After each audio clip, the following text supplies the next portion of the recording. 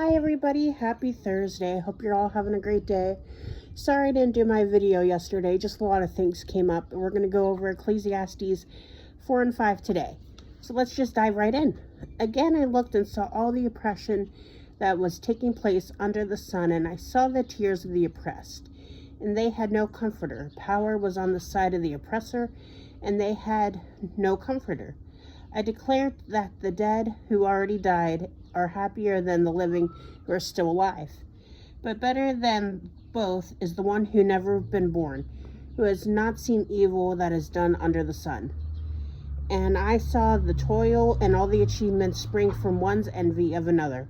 This too is meaningless, a chasing after the wind.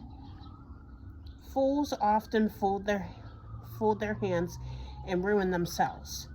Better one handful with tranquility than two handfuls with toil and chasing after the wind. Again, I saw something meaningless under the sun. There was a man all alone. He had never been son or brother. There was no end to his toil.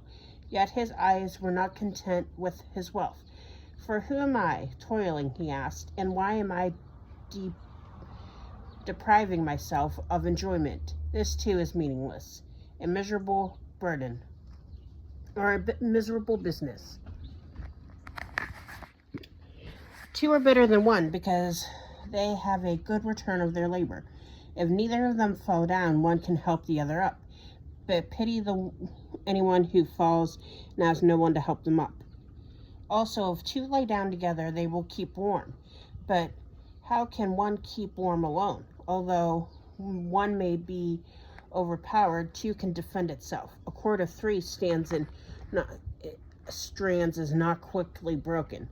Better poor than wise youth than an old but foolish king, who no longer knows how to heed a warning. The youth may have come from prison to the kingship, or he may have been born into poverty within his kingdom. I saw all who live and walk under the sun, followed by youth, the king's suppressor. There was no end to all people who were before them, but those who came later were not pleased with the successor. This too is meaningless, the chasing after the wind. And then Ecclesiastes 5, guard your step when you go to the house of God. Go near to listen rather than to offend the sacrifice of fools who do not know what they do wrong. Do not be quick with your mouth, but do not be hasty in your heart to utter anything before God.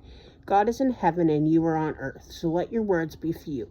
A dream comes when there are many cares and many words that mark the speech of a fool. When you make a vow to God, do not delay to fulfill it. He has no pleasure in fools. Fulfill your vow. It is better not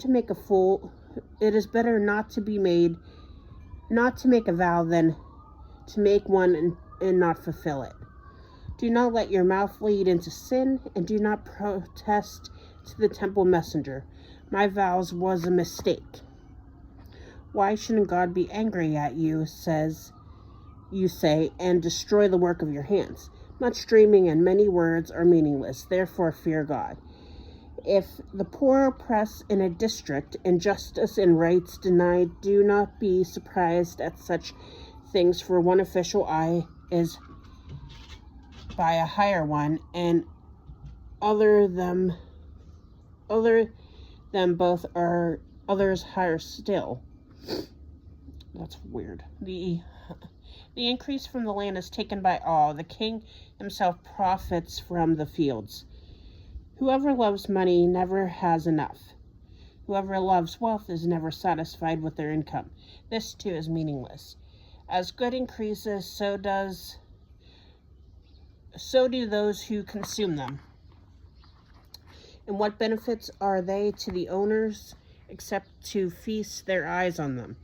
The sleep of the laborers is sweet, whether they eat little or much. But as for rich, their abundance permits them no sleep. I have seen a grievous evil under the sun. Wealth borders to the harm of its owners. For wealth lost through some misfortune, so that when they have children, there is nothing left for them to inherit. Everyone comes naked from their mother's womb, and everyone comes, so they depart. They make nothing from their toil that they can carry into their hands. This too is a grievous evil. As anyone comes, so they depart. And what do they gain, since they toil for the wind?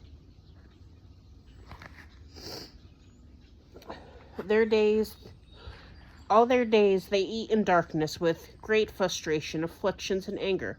This is what I have observed to be good. This is appropriate for a person to eat, drink, and find satisfaction in their toilsome labor under the sun during the few days of life God has given them, for this is their lot. Moreover, when God gives someone wealth and possessions and the ability to enjoy them, to accept their lot and be happy in their toil, this is a gift of God. They seldom reflect on the days of their life, because God keeps them accompanied with gladness of heart. I hope you guys have a great day. Tomorrow we're going to go over the questions for Ecclesiastes 4 and 5. There's Snowball hanging out with me. Say hi to YouTube and Facebook and Instagram. Alright guys, I'll talk to you later. Have a great day. Bye.